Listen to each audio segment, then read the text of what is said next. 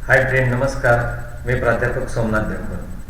आपलं टार्गेट आहे 2020-21 मध्ये महाराष्ट्र पोलीस बनायचं. तर नक्कीच महाराष्ट्र पोलीस तुम्ही नक्की बनणार याच्यामध्ये थोडीही शंका नाही आहे. कारण तुम्हाला जर अचूक दिशा देणारे शिक्षक उपलब्ध असतील तर नक्कीच आपलं जे गोल आहे ते 2020-21 मध्ये आपण पूर्ण केल्याशिवाय राहणार नाही आहे.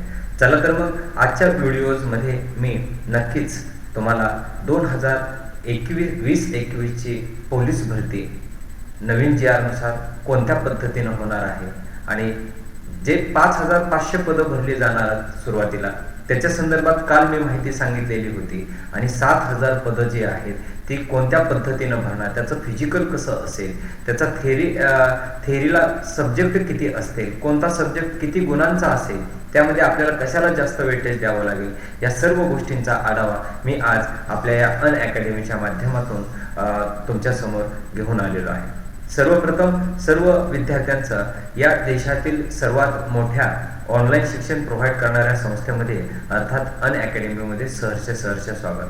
विद्यार्थी मित्रांनो, अनअकॅडमी ही एक इंडियाज लार्जेस्ट लर्निंग प्लॅटफॉर्म, सर्वात मोठा हा प्लॅटफॉर्म आहे. आणि विशेष म्हणजे अनअकॅडमीमध्ये त्या विषयांचे शिक्षक, अनुभवी आणि तज्ज्ञ शिक्षकांचा समावेश असल्यामुळे नक्कीच आपलं टार्गेट साध्य होण्यासाठी अनअकॅडमी हा एक महत्त्वाचा घटक आपल्यामध्ये असू शकतो. मित्रांनो, जर आपणास अनअकॅडमीमध्ये ॲडमिशन घ्यायचं असेल तर फीजचं स्ट्रक्चर थोडक्यात मी सांगतो.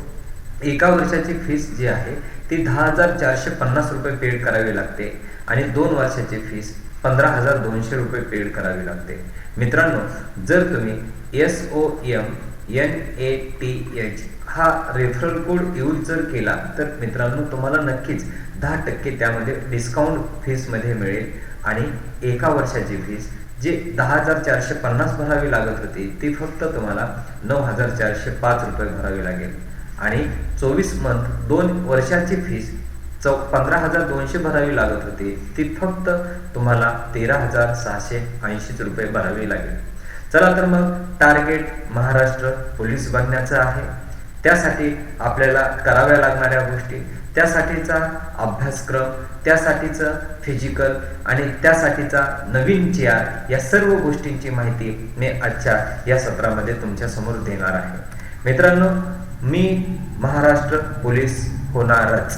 जेव्हा च हा शब्द जोडला जातो तेव्हा अंतःकरणातून गोष्ट सांगितलेली असते की मला ती गोष्ट साध्य करायचीच आहे. तर चला, आपल्याला महाराष्ट्र पोलीस बनायचं आहे तर आपणास काय करावं लागेल. महाराष्ट्र पोलीस भरती 2020-21. आता 2020-21 मध्ये कालच्या सत्रामध्ये मी तुम्हाला सांगितलं होतं बंधूंनो की एकूण 12,500 टोटल पदं भरणार आहेत. तर पहिली जी भरती आहे 2 टप्प्यात भरत्या होणार आहेत. पहिल्या टप्प्यामध्ये 5,500 पदं भरणार आहेत आणि या पहिल्या टप्प्यातील 5,500 पदं कशी भरणार आहेत या संदर्भात मी कालच्या सत्रात अगदी व्यवस्थितरित्या आणि अचूक माहिती मी तुम्हाला प्रोव्हाइड केलेली होती. आज आपण दुसऱ्या टप्प्यात भरली जाणारी एकूण पदे जी 7,000 आहेत या संदर्भात आजच्या या सत्रामध्ये आपण चर्चा करणार आहोत.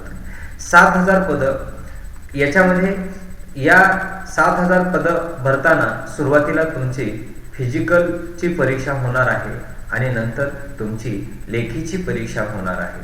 असे 2 टप्पे. एकूण फिजिकल हे 100 गुणांचं आहे आणि लेखी देखील 100 गुणांची आहे. असे = 200 गुणांची नंतर म्हणजे दुसऱ्या टप्प्यातील जी ही 7,000 पदांची पोलीस भरती होणार आहे ती एकूण 200 गुणांची असेल. आता याच्यामध्ये फिजिकल हे 100 मार्कांचं फिजिकल म्हणजे 2011च्या GR नुसार जे 5 इव्हेंट्स होते तेच 5 इव्हेंट्स नक्की तुमच्या या येणाऱ्या पोलीस भरतीमध्ये असणार आहेत. दुसऱ्या टप्प्यातील 7,000च्या त्यामध्ये तुमचे लांब उडी आहे, नंतर गोळाफेक आहे, नंतर पुलअप्स आहे, नंतर 1600 मीटर आणि नंतर 100 मीटर रनिंग. या 5 इव्हेंट्स आहेत.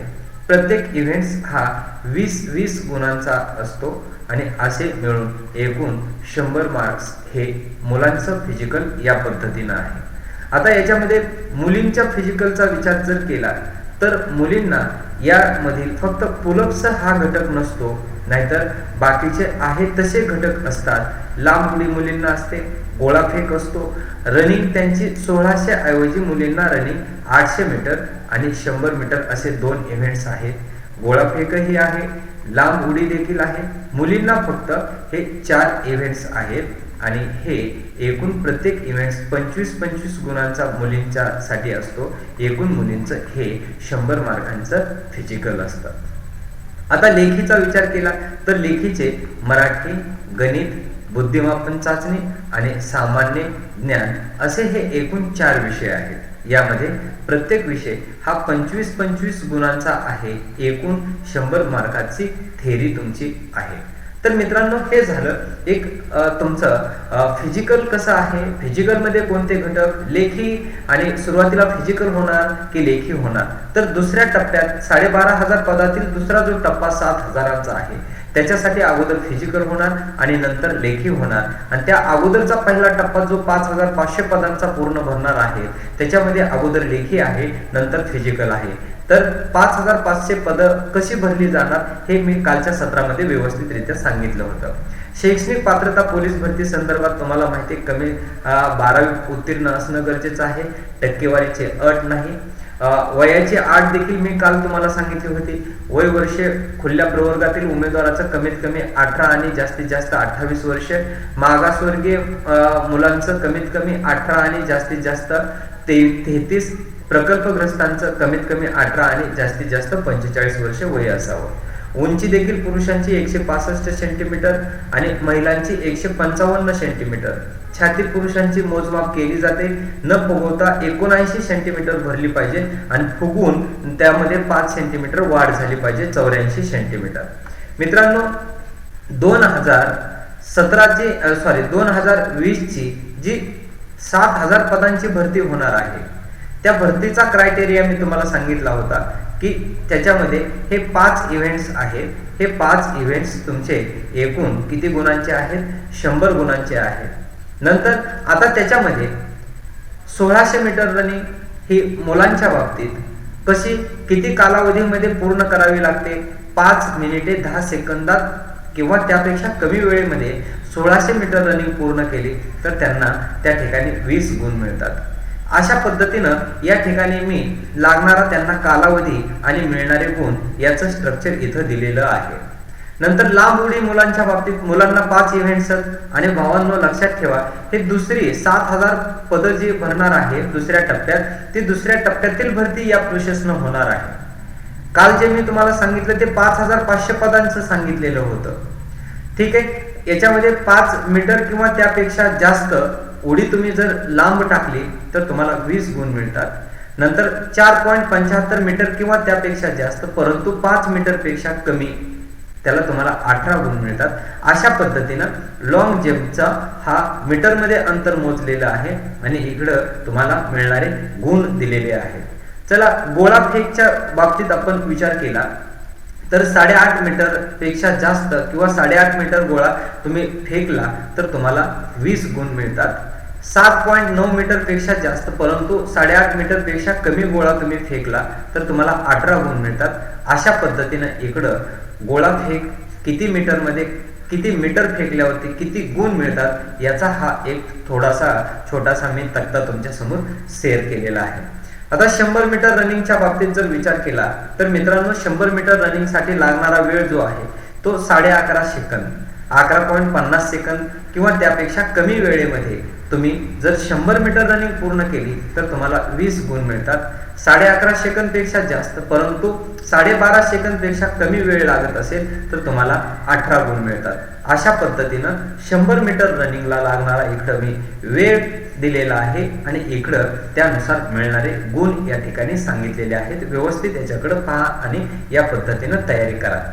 पुलअप्स पहा, जर तुम्ही 10 पुलअप्स काढले, मुलांना पुलअप्स असतात 20 गुण मिळतात. 9 पुलअप्स काढले 16 गुण मिळतात, म्हणजे -4 गुण तुम्हाला होत जातात. आणि 5 पेक्षा कमी जर तुम्ही पुलअप्स काढले तर निश्चितपणे त्या परीक्षेमध्ये पुलअप्सचे तुम्हाला 0 मार्क्स मिळतात. आता या महिलांच्या बाबतीत होणारी जी दुसरी 7,000 पदांची भरती आहे त्या संदर्भात महिलांचे हे 5 इव्हेंट्स आहेत, एकूण 100 गुण आहेत.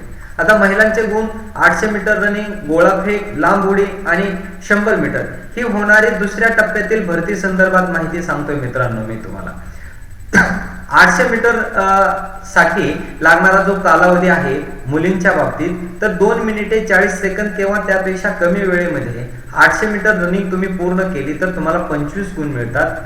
2 मिनिटे 40 सेकंद किंवा त्यापेक्षा जास्त परंतु 2 मिनिटे 50 सेकंद पेक्षा कमी वेळेमध्ये तुम्ही 800 मीटर रनिंग पूर्ण केली तर तुम्हाला 22 गुण मिळतात. तर अशा पद्धतीनं इकडं मी तुम्हाला वेळ दिलेला आहे मुलींचा आणि इकडं मिळणारे गुण दिलेले आहेत. लांब उडीच्या बाबतीत आउट ऑफ 3.8 मीटर किंवा त्यापेक्षा जास्त उडी जर मुलीने घेतली, जंप मारली तर त्यांना 25 गुण मिळतात. तर इकडं आउट ऑफ जर तुम्ही 1.70 मीटर पेक्षा कमी जंप मारली तर तुम्हाला नक्कीच त्याच्यामध्ये 0 मार्क्स मिळतात. त्यासाठी इकडं लांब उडीचे अंतर दिलेलं आहे आणि इकडे मी मिळणारे गुण दिलेले आहेत. सविस्तर चर्चा प्रत्येक मुद्द्यावरती करायचं म्हटलं तर वेळ नक्कीच आपल्याला जास्त लागेल. त्यामुळे आपण हा तक्ता व्यवस्थित बघून आपल्याला आउट ऑफ मार्क्स मिळवायचे असतील तर पहिलं हेडलाईन मध्ये जे दिलेलं आहे तेच टार्गेट ठेवा, तरच मित्रांनो तुम्हाला आउट ऑफ मार्क्स मिळतील आणि येणारा कालावधीमध्ये फिजिकल मध्ये तुम्ही 100 पैकी 100 मार्क मिळवल्याशिवाय राहणार नाहीये. गोळाफेक मुलींच्या बाबतीत 6 मीटर किंवा त्यापेक्षा जास्त जर गोळा फेकला लांब तर 25 गुण मिळतात. तर इकडं गोळाफेकचे जे अंतर आहे ते दिलेलं आहे आणि इकडं मिळणारे गुण दिलेले आहेत. परंतु जर 4 मीटर पेक्षा कमी गोळा फेकला तर मुलींना गोळाफेक मध्ये फक्त आणि फक्त 0 मार्क्स मिळतात. ओके. 100 मीटर रनिंग मुलींच्या बाबतीत बघा, 14 सेकंद किंवा त्यापेक्षा कमी कालावधीमध्ये 100 मीटर रनिंग तुम्ही पूर्ण केली तर 25 गुण मिळतात.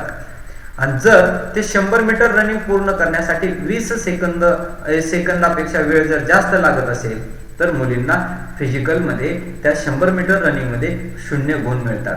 पहा इकडं किती वेळेमध्ये किती अंतर 100 मीटर अंतर धावल्यावरती किती गुण मिळतात, इकडं गुण दिलेले आहेत आणि इकडं टाइम दिलेला आहे. त्यासाठी मित्रांनो याच्याकडे देखील व्यवस्थित लक्ष देणं गरजेचं आहे.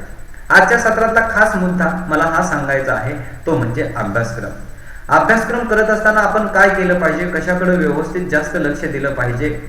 आता फिजिकलचा भाग 2 गोष्टीत खास, मला महाराष्ट्र पोलीस बनायचं आहे ना, हो बनू शकता, परंतु 2 गोष्टी खूप त्याच्यासाठी महत्वाच्या आहेत. एक पहिला मुद्दा, पहिला पार्ट जो मी सांगितला तो फिजिकलचा आणि दुसरा पार्ट जो सांगणार आहे तो लेखीचा म्हणजे थेअरीचा.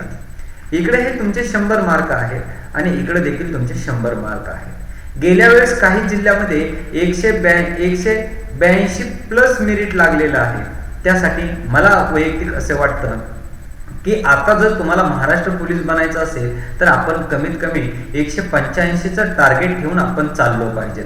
मित्रांनो एक साधी सिंपल गोष्ट आहे, फिजिकलचा जर विचार केला तर हा 100 मार्काचं फिजिकल तुमच्या हातातलं आहे. तुम्ही धावणार आहात, तुम्ही गोळा फेकणार आहात, तुम्ही 100 मीटर रनिंग करणार आहात, तुम्ही पुलअप्स करणार आहात, तुम्ही गोळा फेकणार आहात, हा पूर्ण पेपर हा तुमच्या हातात आहे. म्हणजे याच्यामध्ये या 100 पैकी तुम्हाला किती मार्क घ्यायचे ते तेवढे तुम्ही घेऊ शकतात. मग कमीत कमी मला असं वाटतं 94-96 गुण फिजिकल मध्ये घेणं गरजेचंच आहे. आता हा राहिला भाग दुसरा लेखीचा म्हणजेच की थेअरीचा. हे 100 मार्कापैकी 100 क्वेश्चन हे तुम्ही काढत नाहीयेत, बरोबर ना. पेपर ज्यांना पेपर काढण्याचे अधिकार आहेत पोलीस भरतीचा ते पेपर सेट करतात. मग मला सांगा पेपर तुमच्या हातामध्ये नाहीये, जसं की फिजिकल तुमच्या हातामध्ये आहे. तुम्हाला परफेक्ट माहिती आहे 5 इव्हेंट्स आहेत मुलांना आणि मुलींना 4, ते तुम्ही परफेक्ट तयारी करून ठेवा तुमच्या हातातल्या घटकाची. परंतु लेखी याच्यामध्ये लेखीमध्ये तुमचे 4 विषय आहेत, एक मराठी, दुसरा गणित, बुद्धिमत्ता चाचणी आणि सामान्य ज्ञान. मित्रांनो हे प्रत्येकी 25-25 गुणाचे आहेत. असे 4 विषय एकूण तुमची ही 100 मार्काची लेखी आहे. आता याच्यामध्ये आपण काय केलं पाहिजे, याच्यामध्ये आपल्याला सगळ्या विषयांचा सराव अतिशय चांगल्या पद्धतीनं असणं गरजेचं आहे. बहुतांश मुलांचा संदर्भ येतो की गणित जरा थोडं मला टफ वाटतं, बरोबर, मराठी मला जरा थोडं समजत नाही, बाकीचे विषय माझे चांगले आहेत. तर अशा मित्रांना मी नक्की एक संदेश देऊ इच्छितो, तुमचे 4च्या 4ही विषय परफेक्ट जेव्हा असतील तेव्हाच तुमचा येणाऱ्या पोलीस भरतीतला 2020-21चा हमखास रिझल्ट येणार आहे.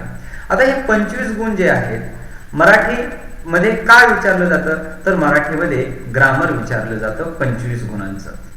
मग आता 25 गुणाची तयारी करत असताना ग्रामर मध्ये तुमचे जास्त प्रमाणात जर विचार केला तर तुमचा वर्णमाला असेल, संधी असेल, शब्दांच्या जाती असेल, समाज असेल, नंतर त्याच्यामध्ये खास जे ग्रामर जे घटक मी तुम्हाला सांगितले त्याची तयारी मुलं व्यवस्थित करतात. परंतु मुलांचे मार्क मायनस कुठं होतात, तर एक शब्दार्थ, मग त्याच्यामध्ये समानार्थी शब्द, विरुद्धार्थी शब्द, नंतर वाक्यप्रचार, नंतर पुन्हा म्हणी, नंतर पुढे टोपण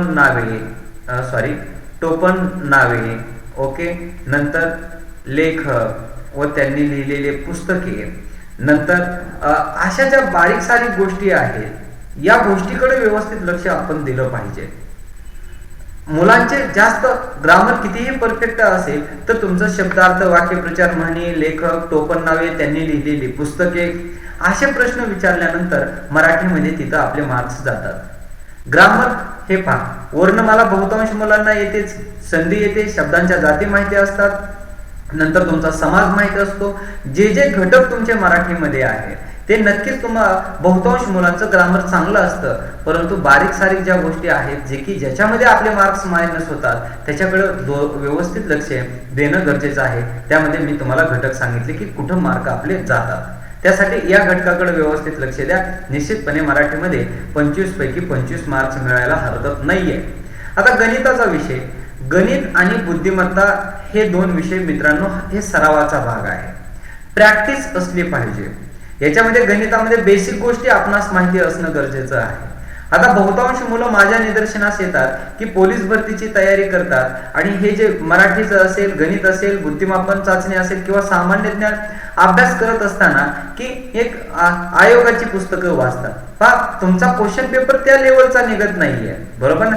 त्यासाठी तुम्ही लई टेन्शन पण जास्त घेणं चुकीचं आहे. लई जास्त टेन्शन तुम्ही घेऊ नका, बरोबर.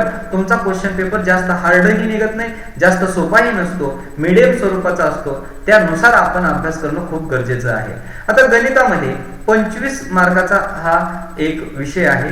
याच्यामध्ये जास्त प्रमाणात प्रश्न कोणत्या घटकावरती विचारले जातात, तर एक बेसिक मध्ये संख्याज्ञान, नंतर दुसरा घटक वर्ग आणि वर्गमूळ, नंतर पुढे लसावी मसावी, पुढे शेकडे वारी, पुढे नफा तोटा, पुढे तुमचा सरासरी, पुढे काळ काम वेग, नंतर पुढे वयवारी. असे ठराविक जे घटक आहेत की जेणेकरून त्याच्यावरतीच तुमचा 80% पेपर निघतो गणिताचा. संख्याज्ञान, वर्ग आणि वर्गमूळ, लसावी मसावी, शेकडेवारी, नफा तोटा, सरासरी, काळकाम वेग आणि वयावरती आधारित, म्हणजे की याच्यावरती जास्त प्रमाणात क्वेश्चन पेपर तुम्ही नक्कीच क्वेश्चन पेपर पहा इथून पूर्वी झालेले.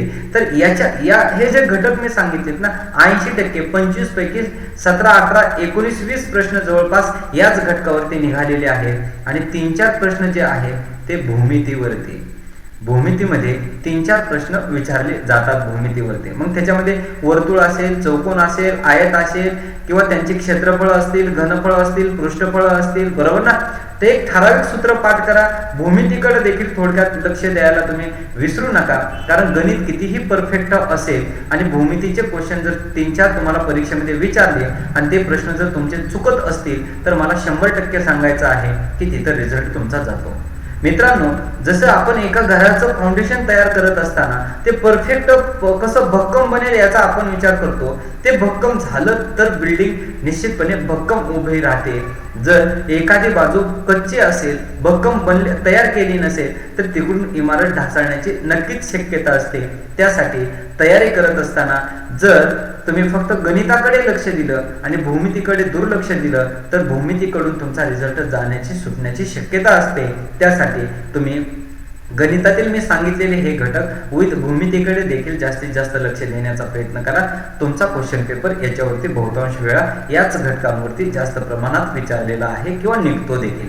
म्हणजे याचा अर्थ एवढंच करायचं बाकीचं नाही, सगळं गणितात राहिलेला तुमचा घातांक असेल, नंतर तुमच्या घातांक, नंतर तुमचे इतर जे घटक गणितातले आहेत त्याच्याकडेही व्यवस्थित लक्ष देणं गरजेचं आहे.